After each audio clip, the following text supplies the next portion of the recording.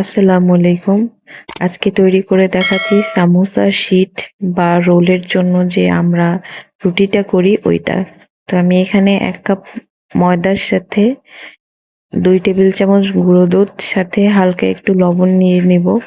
এরপর ভালোভাবে মিক্স করে এটাকে দিয়ে একটি সফট ব্যাটার তৈরি করব। ব্যাটারের ঘনত্বটা আমি দেখিয়ে দিচ্ছি।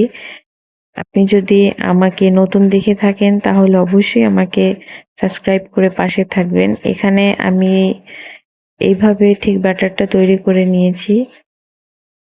ব্যাটারটা তৈরি করা হয়ে গেলে আমি এটাকে আস্তে করে এভাবে চুলোতে প্যানে আস্তে আস্তে করে দিয়ে দিব। আমার যেহেতু এক হাতে ক্যামেরা, তো আমি এভাবে করে দিচ্ছিলাম। আপনি চাইলে আরো স্মুথলি দিতে পারবেন, কোনো ব্যাপার না। এটা দেওয়ার সাথে সাথে প্যানের সাথে খুব ভালোভাবে আটকে যাবে, উঠে আসবে না।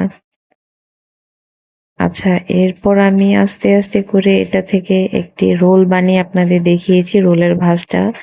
সাথে আমি এখন দেখিয়ে দিব আরেকটি রোলের ভাঁজ। আপনারা খেয়াল করবেন, এখান থেকে রোলের যখন আমি ভাঁজটা করব তখন হাতটা একটু প্রেসার দিয়ে দিয়ে এটা করতে হবে। বাট এটা খুব সুন্দরভাবে হয়ে যায়, কোনো কষ্ট হয় না। জাস্ট আপনার হাতের ধরার উপরে এই ব্যাপারটা থাকবে। এরপর আমি দেখাচ্ছি সামোসা কিভাবে তৈরি করে। ওই একই রুটি থেকে আমি কিন্তু কোনো রুটি কাটিনি, শুধু ভাঁজগুলো একটু খেয়াল করবেন। সাথে একটু আটার পেস্ট নিয়ে নিয়েছিলাম, মানে ময়দা থেকে পেস্ট। সামান্য একটু ময়দা গুলিয়ে নিলে এটা থেকে আপনি চাইলে এই সাইডে দিয়ে দিলে এটা এক্সট্রা যে বাড়তি অংশগুলো ওইটা এটার সাথে লেগে থাকবে। এরপরে আপনি এটাকে ভালোভাবে ভাঁজ করে নিবেন। খুব সুন্দরভাবে লেগে থাকবে, কোনো সমস্যা হবে না। এবং আমি গুঁড়ো দুধ দেওয়ার কারণে এই ডোটা অনেক সফট হয়।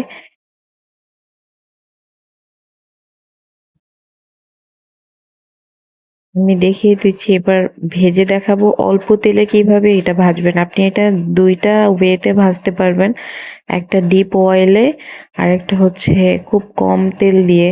যেহেতু রোজার দিন অনেক বেশি আমাদের তৈলাক্ত খাবার খাওয়া হয়, তো এটার জন্য আমি এটা একটু হালকা করে ফ্রাই করব, বেশি তেল দিব না। তা হালকা ফ্রাই করলে এভাবে হবে, এটাও ক্রিস্পি বাট একসাথে এটা সফটও হবে। এরপর আমি এইভাবে করে ভেজে নেব। আর ডিপ যেইটা ওইটা আমি দেখিয়ে দিচ্ছি শেষে। এরপরেও যদি কিছু জানার থাকে অবশ্যই কমেন্ট করে জানাতে পারেন।